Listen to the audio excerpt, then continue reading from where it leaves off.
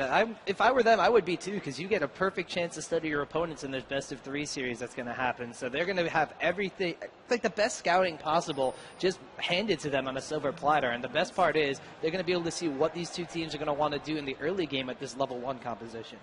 You know, I really have to say that I like Azubu Blaze's team comp with this Diana and the Blitzcrank at bottom lane. They're going to be looking to get some heavy roam and get some kills in lane while feeding Shy up top, getting him nice and farmed for the late game. They've got a good balance of the early game power in that bottom lane, the mid game roaming capabilities of Diana, and the late game carry status of Shy.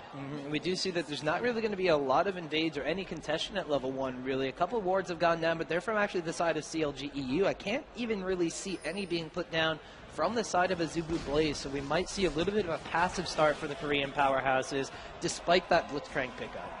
Yeah, and it looks like we have Froggen just roaming around mid lane. He has 78 attack damage to start, so he's running heavy into the attack damage runes, looking to get those early trades and harass on, bouncing around like a ping pong ball in that mid lane, getting the shields up and harassing Ambition while he tries to last hit. So I think this lane is highly in favor of Froggen. Yeah, even though Diana offers a bit of mobility, Lee Sin's going to do it a lot quicker, and he's going to be dealing a lot more damage than Diana will be in the early stages of the game. Of course, Diana is going to be an AP champion, needs a little bit of itemization in order to get that really kick-started. Lee Sin, on the other hand, like you said, with runes and masteries, Froggen runs him basically like a top laner with flat AD, armor, and magic resistance, so he's just really bringing out the bruising from level 1.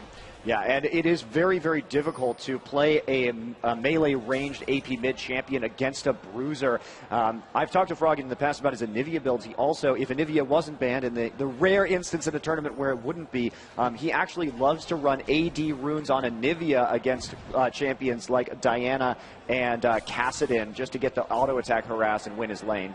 All right, so we can take a quick run down the lane. Just seeing top lane, Aurelia and Jax, just that slugfest, really. They're going to be battering each other back and forth the entire game. Aurelia might wind up winning out on those trades a little bit later due to her sustain from that Heaton style. But Jax, though, you got to be really, really careful, because if you feed a Jax, it's lights out. Well, it's really hard to actually get the trades in as Aurelia in the first 6 levels or so, just because Counter-Strike basically will dodge all of the true damage coming out of Aurelia. So it's a bit of a back and forth matchup depending on levels, and Aurelia starts to shine later on, but Jax definitely has an edge early.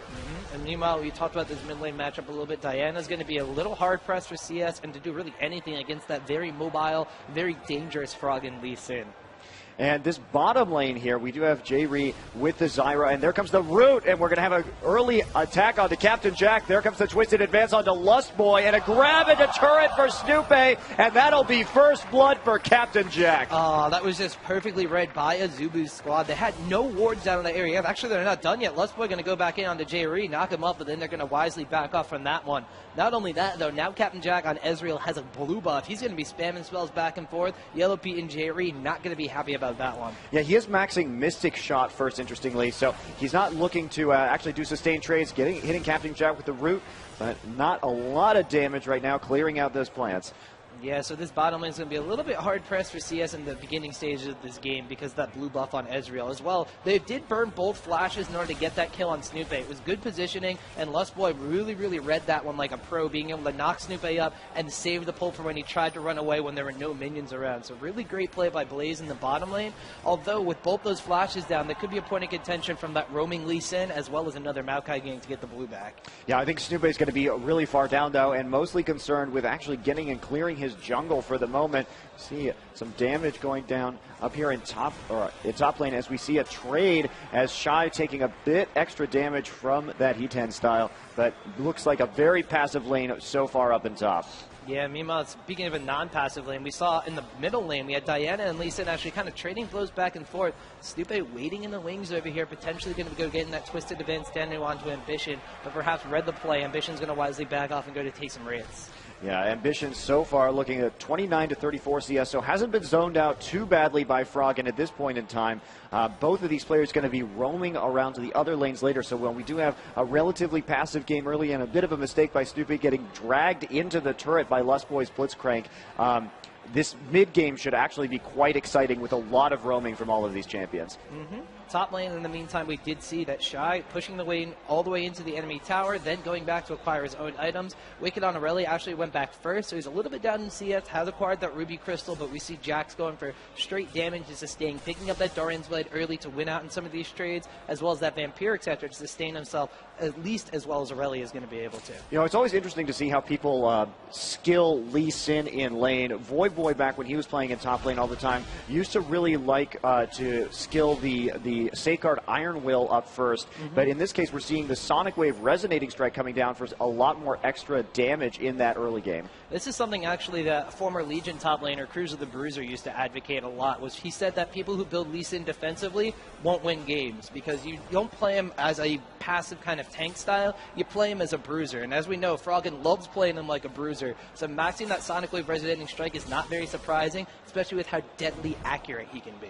Yeah, Froggen now going back, picking up a Phage as his first item, so that's going to really help him in trades. It'll get him to stick onto Ambition. Ambition now looking like he may be making a move into bottom lane, comes back, Helios loops around, trying to steal CLG EU's Wraiths. Looks like he'll get a free shot at it, just gets the smite off and runs back towards his own jungle. Yeah, and most importantly, he has that ward down, so going to be able to keep tabs on Snoop. As I mentioned, because of that failed gank in the bottom lane, getting dragged into the tower, a little bit behind, so if they keep tabs on where Maokai is going to be, they're going to be able to continue to try to shut them down. Yeah, Froggen pushing his lane very heavily right now. Looks like he's heading out. Oh, no, he's going to stick around in that mid lane, going up. He's just juking around from side to side, trying to confuse me. And he's going to try and land the Sonic Wave there, but the big Wraith isn't there to take it, so he's going to clear out these small Wraiths instead. Yeah, meanwhile, we do see Maokai going over to his own blue buff. Going to have to take this one away. Very good in this double bruiser composition, though. No one's really reliant on that blue buff. Sometimes you see Froggen's Lee Sin taking it just so he can have the extra spell spam. However, Snoop being behind in the jungle is going to be able to catch up a bit quicker by taking the second blue buff. Yeah, this lane up top has just been back and forth the entire time. The minion wave really hasn't frozen in one place, just ping-ponging between the turrets, but both Wicked and Shy pretty much at full HP this entire game so far. Meanwhile, in the jungle, Helios has acquired Boots of Mobility first, not even going for any GP10 items. So Snoop in the jungle being able to pick up that Philosopher's Stone a little bit early, going to catch up on par with Helios fairly quick. However, with those Boots of Mobility, as you saw before, he's able to put the ward in the bush, steal away the big Wraith, and potentially get a couple more ganks in before Snoop has really caught himself up. You know, this is the same jungle Cho'Gath build, the Boots of Moby first, that we saw Chowster use yesterday, and it worked actually quite well. We've seen a few months ago, we saw pretty much all the junglers going Boots of Mobility first, but now it's really a decision as to whether you want to get your gold for 10 items first or go the Boots. It tells you a lot about whether they're going to be ganking or not early and how fast they want to move around the jungle. Looks like Helios just using it for the move speed to clear creeps, using his feast on the big Wraith there to clear the camp even faster. You see a trade going down in the mid lane between Froggen and Ambition. Froggen actually tried to go into top lane, however, there was a ward in the river right by mid lane, so Shy read that one like a book from a mile away, hid in the bush. Froggen thought he decided to recall, and then Shy popped back into that top lane, continuing to push the wave forward and get a little bit of harassment down on Wicked. So they're really shutting down Froggen's early mobility and letting Diana get to the point where she can roam around as easily as Lee Sin. Yeah, and the CS looking pretty even across the board here. Froggen up a little bit, 86 to 67, so about 19 CS, but with the recall and Ambition coming back to lane, that should even up a little bit more. We have the first Oracle's Elixir of the game on Snoop, so he'll be clearing out some wards real quick. Yeah, Snoop style, going for that early Oracle's Elixir, trying to garner map control by clearing out wards. Although on the side of Azubu Blaze, they don't really have that many. The one in the river mid lane has expired. He's potentially going to find one by his Wraiths, but no, hasn't activated the Oracles yet. That signifies that maybe he wants to try to get a gank while his blue buff is still up, and he doesn't want to risk that Oracle's Elixir. The only other ward, though, he's going to find is in that bottom lane, which might actually be his target.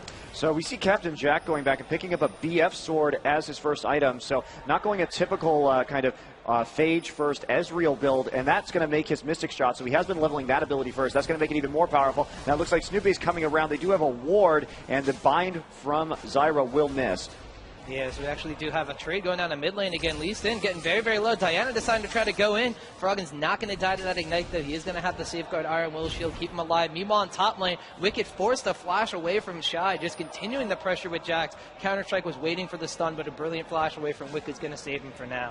Yeah, Ambition going ahead using the Crescent Strike to go ahead and check the blue buff there. He's checking Wolves as well, trying to use his advantage here while Lee Sin is not in lane to clear out a bit of CLG EU's jungle and get a little extra edge on experience and gold. They have been able to put a ward down over by the blue buff, although it's on the opposite side, so it's really just going to be protection from ganks as well as just a little notification as to when someone's going to be going over to that blue buff. They do see that Snoopy actually just lost the blue buff, so they're going to have a pretty decent time on that one.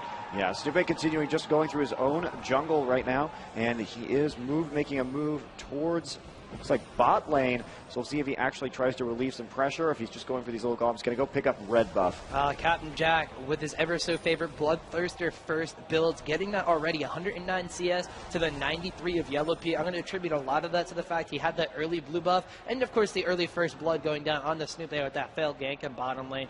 Yellow P only with that phage. With the BF sword, he was still probably going to be able to win out in some of those trades bottom lane. However, now with the lifesteal in addition to the pure damage from Captain Jack's Ezreal, it's going to be really hard for Corki to do anything until he gets that Triforce. Yeah, and if you guys didn't know, a lot of the, especially on Graves, the Bloodthirster first build actually came about when a lot of the North American and European teams realized that Captain Jack had kind of pioneered it at the MLG Summer Arena. He was doing it over in Korea, but that was really where it came to light.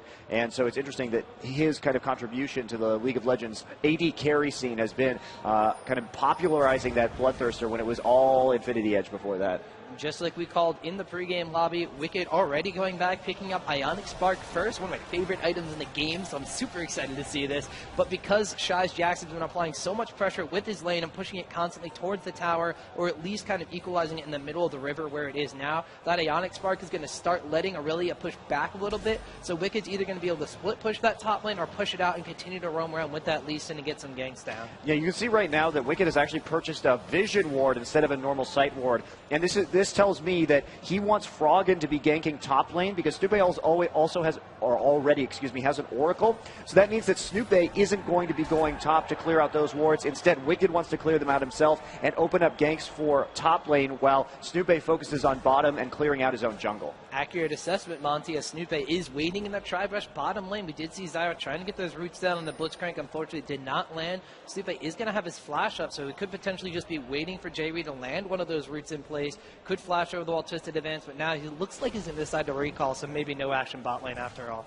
Yeah, this has been an extremely passive game so far. This is the kind of game the CLG EU typically excels in. I'm a bit surprised. Looks like Ambition and Helios are pings going down, and they're going to try for a turret dive onto Wicked right here. You can see Shy bottom lane, actually, we saw Captain Jack going down to Yellow P to Zyra, finally landed one of those roots. Lust Boy's actually going to get very low. Top lane, meanwhile, Wicked is going to get towered over by the three members of Azubu Blaze, and wow, that's just action all over the map, orchestrated by opposite teams and opposite sides. Yeah, really nice work there by both sides picking up those kills, and there was really no chance for Wicked top. Shy did a great job of bursting him down with his ultimate, prepping him for the rest of his team to come in, so he didn't have a ton of HP, doing an aggressive trade right before his allies showed up to finish the kill under turret. And this is something that we see CLG NA do quite often, is they really focus on that mid lane, but more so the bottom lane. They wind up getting kills with their stronger bottom lane, whereas the Korean teams we mentioned before in the pregame lobby, they have very strong top laners, they have very strong mid laners, and this is where they focus their efforts. So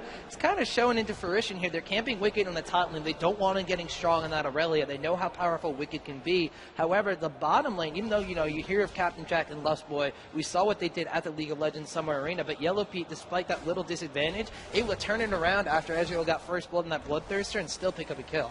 Yeah, and we can see right here, Ambition doing some interesting things with items. He has picked up Ninja Tabby because he is facing off against that Lee Sin in mid that I'm sure has helped him significantly in terms of coming out on top of those trades. And it's looked like Ambition has really done a great job of kind of winning his lane. Yeah, meanwhile, Azubu Blaze, he's going to be looking to take this dragon. CLG EU had a ward there. Cho'Gath sniping that one away. Three members of Blaze just going to start melting down this dragon. No motions from EU to really do this. Froggen actually going to respond by going into the enemy jungle, taking away some rates and getting some farm for himself. So very uncontested dragon for Blaze. And now 5 members motioning bot lane. Oh, this is going to be such a huge jive, but they do pick it up with the ward and the Tri-Brush.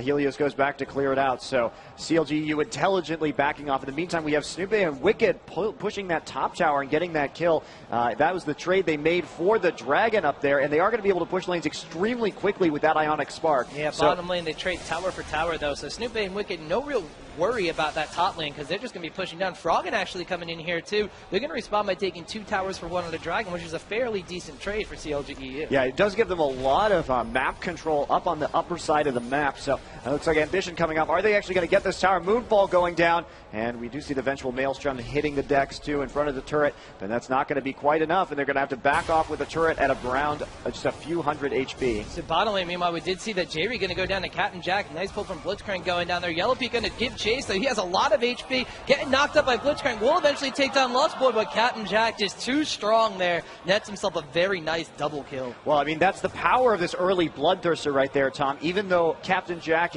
and Lustboy were both very, very low, he just couldn't put out enough damage to kill them both, and actually ends up feeding Captain Jack another kill. So he's at 3-1-0 right now, looking really good, about a 20 CS lead, 5,900 gold. He's about 800 gold up on the Yellowpeak right now.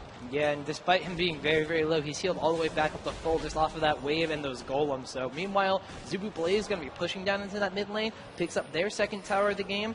CLG EU, though, did put pressure on that second top tower. Meanwhile, over by the jungle, Snoopy wanted to go for his own blue buff. Going to run into Shy, Helios, and Ambition. Triple gang squad just roaming all over the map and really shutting down CLG EU, who want to send only either Snoopy or Froggen to really go around the map. Wicked actually going to get caught here by a Rupture. Has to burn the flash to get a stun on Helios from the Equilibrium strike beforehand, so no chase is going to go down. You know, Tom, this is the Captain Jack that I'm used to seeing. He's a really excellent AD carry, perhaps one of the best in the games at positioning himself in team fights. And yesterday, when they played against Najee and Sword, he really looked out of his game, and it's odd because Captain Jack typically relies on Flash and a lot of the time Cleanse as well, but he was playing Tristana with Cleanse heal, and it just couldn't get him out of the sticky situations. Ooh, good move top lane. Jerry using that seed to see that Cho'Gath's there. However, Wicked was pushed up very, very far, and he's actually going to go down to the Rupture. And once again, that triple gang squad from Azubu Blaze continuing to be a thorn in Aurelia's side. You know, it's not only the gang squad that's working really well here with Diana, but Diana has a lot of power in terms of clearing out global objectives or buffs. Like blue, we saw her over there stealing the blue from CLG EU, but by using the Crescent Strike with the Lunar Rush, you can actually put down a lot of damage on objectives like Barons. She's really excellent at getting those fast and securing them, and Ambition's been playing her flawlessly. So because of that push in top lane, not getting the second tower, Azubu Blaze has been able to do what we've seen them do at the Summer Arena, continue to knock down towers one after another. Bottom lane, a nice pull goes down on the Yellowpeak. He's going to be in a little bit of trouble, but here comes Froggen. Going to easily take out Lustboy with a quick kick to the face. Yeah, that was a bit of a real risky move on Lustboy's part, just randomly pulling Yellowpeak when his AD carry, Captain Jack, was up in the north jungle. So he kind of got what he deserved for that move. I mean, Blitzcrank has a decent amount of burst power. If I'm going to take a quick look at the way he's skilling him, he does actually have max of that robot arm, the rocket grab. And he's going for a DFG, Tom. Oh, man. So maybe he's learned something from Snoopy's Amumu play.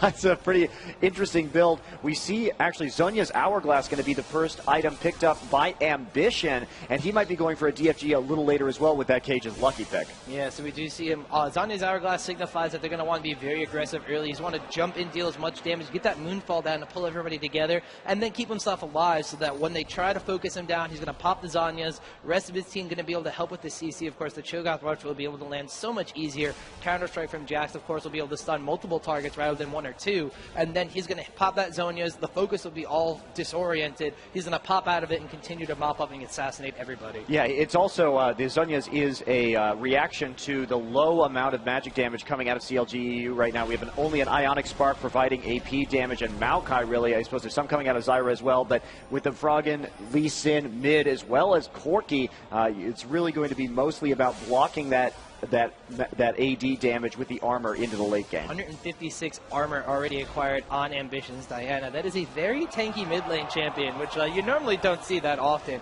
Meanwhile, CLG EU going to be meandering about that mid lane in the river, potentially going to be waiting for the Dragon to respawn. It should be coming up in just a couple seconds here, so maybe going to be going for that global objective, trying to secure it for themselves. They are down in the gold count already, 29.4k to 25k. They're down 5 kills to 3 and 3 towers to 1, so they want to get one of those global objectives secured and try to make a name for themselves on the map. You know, Tom, I was talking about the Azubu Blaze's playstyle yesterday, and what Nanji and Sword did excellently to really just stop them, and we saw Curse do at the MLG Summer Arena, was you have to, against Azubu Blaze, you really have to get into the driver's seat of the game. You can't let them play their own game. You can't play passively and just allow them to roam and knock down your turrets, because that is when they're at their best, and they get kind of confused if you actually are aggressive as well and take the fight to them and use their own tactics against them.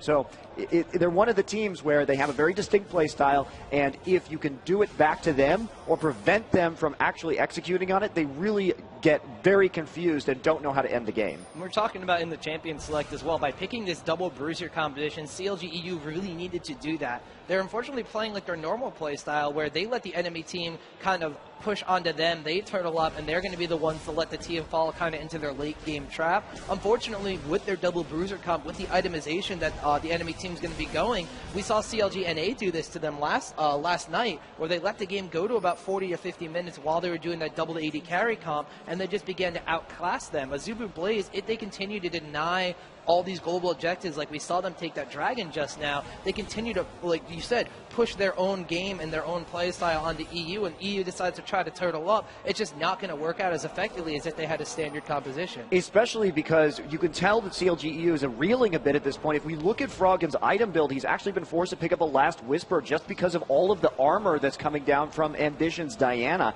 And yesterday we saw him itemizing with a Bloodthirster and a Guardian Angel first. So very, very different build, and it's a reaction to what's going on and how hard they're, kind of getting pushed at this point, and the composition coming out of Blaze. They are down significantly right now, about 4,000 gold at 20 minutes and 3 towers to 2.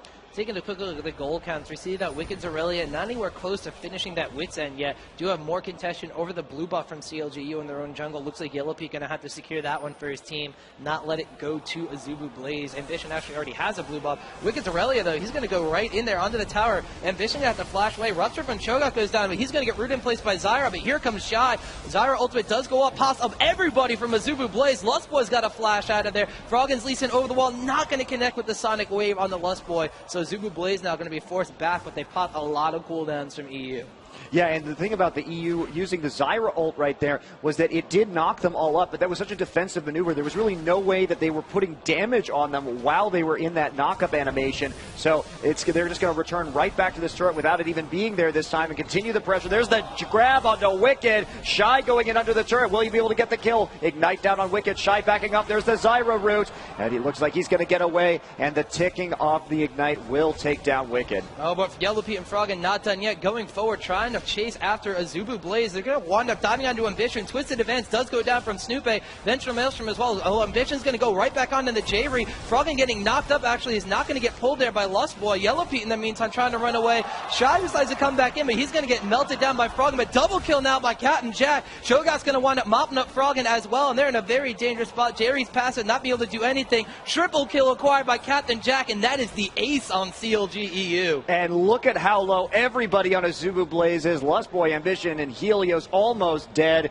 and that was a bit of a miscommunication in terms of focus firing. They couldn't actually get any of those champions down. A great feral scream from Helios coming in and picking up that double kill, while Captain Jack simply comes in from behind and mops everyone up. He's got the Bloodthirster, he's got the Phage now, and the Sheen. He's got a lot of gold. He's got 2,000 gold already in the bank, 9,000 to 7,000, so he's 2K up on YellowPeak. We did have Snoopy acquiring the Aegis of the Legion while that fight was going on, so when the turnaround came from CLG EU, they thought they had a stronger team fight presence because they had more aura items than the enemy team.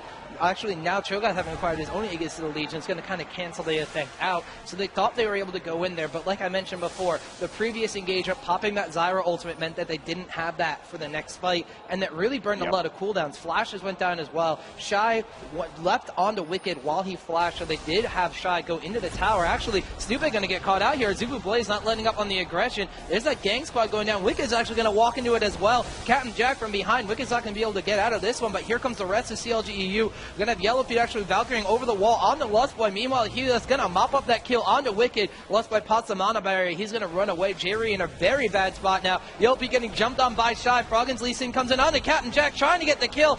Good arcane shift away, but the Ignite will tick down. Froggen's going to get all that bonus gold, but Lustboy's going to return the favor. Wind up picking up the kill on Lee Sin. Jerry, last one alive, is now going to go down, and another ace for Azubu Blaze. Yeah, I mean, Azubu Blaze just looking so strong, and CLG EU making some uncharacteristic mistakes there. Snoopy getting caught out, and then them kind of one by one engaging the mob of Azubu Blaze in that team fight. So really suboptimal positioning right there for CLG EU, and also a brilliant Zhonya's Hourglass from Ambition to live through the Wicked Dive. Snoopy actually being able to get Lustboy down there, so that potentially is going to stop them from taking this inhibitor, not having the 3 members strong. They are going to get the tower and then back away. Taking a look, no, the Oracle's Elixir is actually on Helios, so they don't actually get the Oracle's Elixir down, but still, trading 1-for-1 in the behind situation is never a terrible idea. Wicked actually chasing down, wants to go for a kill on the Shy, but it looks like he's going to be safe going down between those towers. Wicked, though, he's continuing to go. No, there he goes. Realizes he's not at the tower, is just going to turn around from that one. Doesn't have a Death Wish yet. So as Lustboy goes back to base, we see an extremely odd item choice. We thought he was going for DFG based on what the Cage's Lucky Pick and the Blasting Wand, but instead it's going to be an Abyssal Scepter, going to help out the damage coming from Jax's Empower as well as Ambition and Cho'Gath as well. But really, it's kind of an odd choice considering the mostly lack of magic damage coming out of CLG EU. Yeah, it's a very interesting choice. He is going to have the aura to reduce the resistances from CLG EU, as you mentioned before, kind of counteracting those aura items that they have acquired for themselves. This does mean that maybe they're going to have to try to itemize a little bit more for the ability power damage. He's actually gone for Sorcerer's Shoes in addition to this, so Blitzcrank's going to go in there, pop the ultimate, pull somebody, and then nuke them down with a Deathfire Craft later on. That could be very, very effective. And here they are rushing the inhibitor now. A missed rocket grab by Lustboy, but Yellow Pete firing rockets into the minion wave, trying to keep them at bay. We do have Froggen and Helios both joining. Froggen looking to get an angle from behind, but he's going to get cut off by Helios. We'll see if they can actually stop this inhibitor from going down. JB's going to get the root down on the Helios, but no engage yet from the side of CLG EU. Wicked actually getting low. Ambition deciding to go on to Jerry. Moonfall does go off. There's the Rupture knocking up Yellow Pete. There goes the AD carry for CLG EU. Ambition going to get that. Zanya's Hourglass goes out. Wicked caught out of position now. He's trying to get a kill down. Froggen's going to mop up the kill on Captain Jack. However, Ambition's going to wind up taking out Froggen as well. Captain Jack did secure the kill on Wicked's Aurelia. Jack's going to clean up Zyra. Now the only one left alive is Snoop. Inhibitor goes down, and Azubu Blaze, they're going for blood. They're going for the Nexus. Oh, Tom, so we saw, if we look at GG's come out, surrender vote done. That's Azubu Blaze taking game 1 against CLG EU. Wow. So that'll be Azubu Blaze up 1-0 here in this losers bracket final. We saw Azubu Blaze just swarming like sharks around the members of CLG EU.